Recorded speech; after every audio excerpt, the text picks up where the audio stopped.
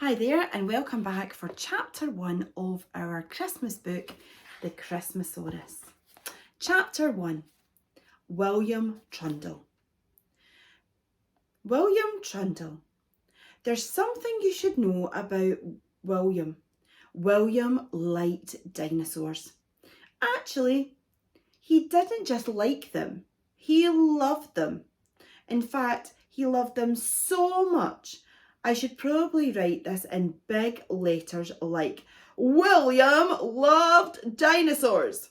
William had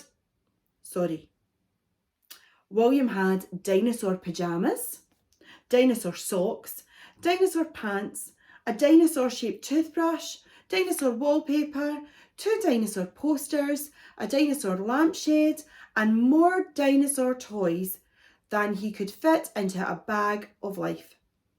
But if there was one thing William knew for sure, it was that you could never have too many dinosaur toys. William lived in a wonky little house on the edge of a busy town, on the edge of an even busier city. But even though the house was small, and it never really felt that way because only 2 people lived in it, William and his dad, Bob Trundle. Now, I bet you're wondering why William didn't have a mum. Well, of course he did have a mum once, but sadly, she had died a long time ago when William was very, very young. So it had just been William and Mr. Trundle for as long as William could remember. As well as dinosaurs, William loved Christmas, but not half as much as his dad did. Mr. Trundle loved Christmas so much that whenever Christmas Day was over, he would sob uncontrollably for a whole week, sometimes until the end of January, desperately clinging on to Christmas. He even had a secret Christmas tree hidden in his wardrobe, which was permanently decorated, and it lit up when he opened the door to get his socks. Each morning, as Mr. Trundle got dressed, he would look at his secret tree and say to himself, "Every second away from last Christmas is 1 second closer to the next." It was these words that got him through the year. On this particular morning, though, Mr. Trundle was feeling very merry indeed, because it was the first day of December.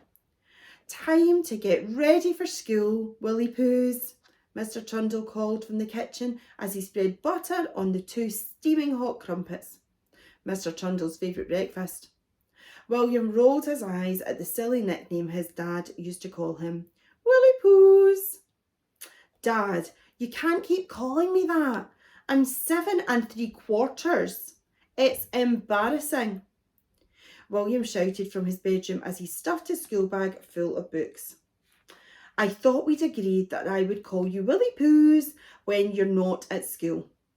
You can't go changing the rules willy-nilly, Willie Poos," Mr. Trundle teased as he walked into his son's bedroom. Happy 1st of December. Mr. Trundle beamed as he placed a breakfast tray down on William's desk and nodded his head excitedly at the rectangular object perched perfectly next to the plate of golden crumpets. William followed his gaze and saw that it was a chocolate-filled advent calendar. "Thanks, Dad. Where's yours?" asked William. Every year, William and Mr. Trundle would each have an advent calendar and open one new door together every morning before school. It was a Trundle tradition. William thought he saw a flicker of sadness on Mr. Trundle's face, which was quickly replaced by a smile. "I thought it might be fun to share one this year, William," Mr. Trundle said. Lately, we've been sharing a lot of things, as Mr. Trundle didn't seem to have as much money. But William didn't mind. "Oh, okay," he said. "I'll open a door and you can have the first chocolate, Dad." "How about I open the door and you have the first chocolate, William?" Mr. Trundle suggested.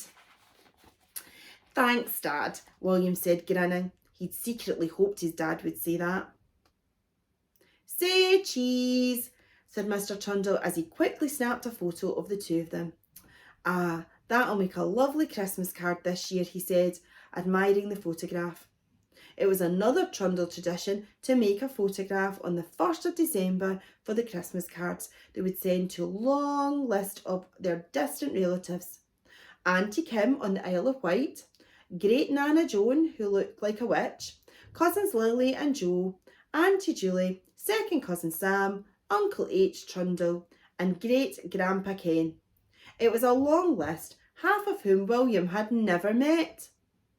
"William, have you thought about what you're going to ask Santa for this year? You'll need to write your letter soon," said Mr. Trundle as he peeled open the first door on the advent calendar.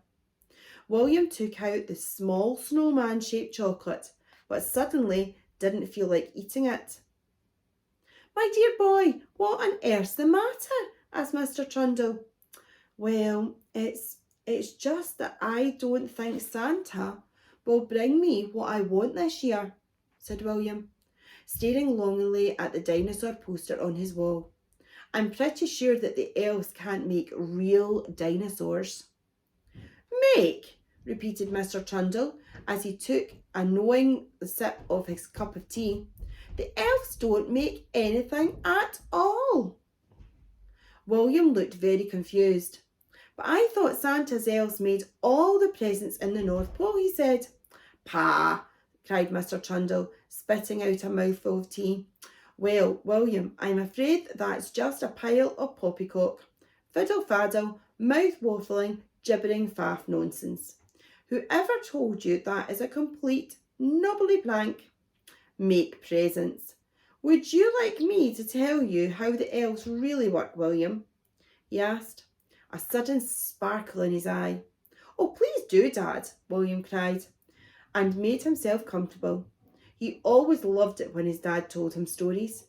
He was very good at them, and he was particularly good at Christmas stories. For as you already know, Mr. Trundle loved everything Christmas. He knew all there was to know about Santa, the elves and the North Pole. Ever since he was a little boy himself, it had been a favourite time of year, and he was always be the first person to start celebrating Christmas. One year, he'd put his Christmas tree up in July, which really annoyed the neighbours. William loved it. Well, the first thing you should know that the elf hands are very, very small to build all decent sort of toys. And on top of that, they only have 3 fingers. 3 fingers? No way, William said, making funny shapes with his own hands, trying to imagine if he had 3 elf fingers. "How small are elves, Dad?" he cried. "Very small, William. Look at an elf is like looking at a human through a pair of binoculars if you were holding them the wrong way round," Mr. Trundle explained. "Oh, wow," said William. He knew exactly what that meant. "No, the elves aren't toy makers at all," Mr. Trundle went on. "They have 2 jobs in the North Pole. Elves are good at farming and mining. Let me tell you how it works, my boy. First, Santa receives the letters from the boys and girls from all around the world, just like you, William, asking for all different toys for Christmas presents. Santa then sits at his fireplace in his rocking chair and reads every letter aloud, not in his head, William. William nodded, listening intently. This is very important, because in his letter reading room there is a very old, very crooked, very magical Christmas tree. If you saw it, you would probably think it was a dead twig or a pot plant. But it is very important. It is a very special Christmas tree that ever lived, and it's still alive, and now it sits and listens to Santa read. "A tree that listens? Really, Dad?" questioned William in a rather absurd sounding fact. "Of course, all trees listen, William. Why do you think they're so quiet all the time? They're listening, of course," said Mr. Trundle, making perfect sense. As Santa reads the letters aloud, the old, crooked, magical Christmas tree sprouts bunches of very peculiar looking bead pods. "Bead pods?" cried William. "What on earth are bead pods?" They are magical Christmas bean pods, William, and Santa picks these odd pods and gives them to the farmer elves. The farmer elves boil them in pots until the Christmas beans pop. These beans are very large, with red and white swirls. If you ate one, William, it would taste so delicious that your eyes would cry rainbows and fall right out of your head, as they are never to be eaten. William nodded and made mental note never to eat a Christmas bean. The farmer elves then take the beans out to the purest white snowfields and plant them, deep in the cold, powdery snow.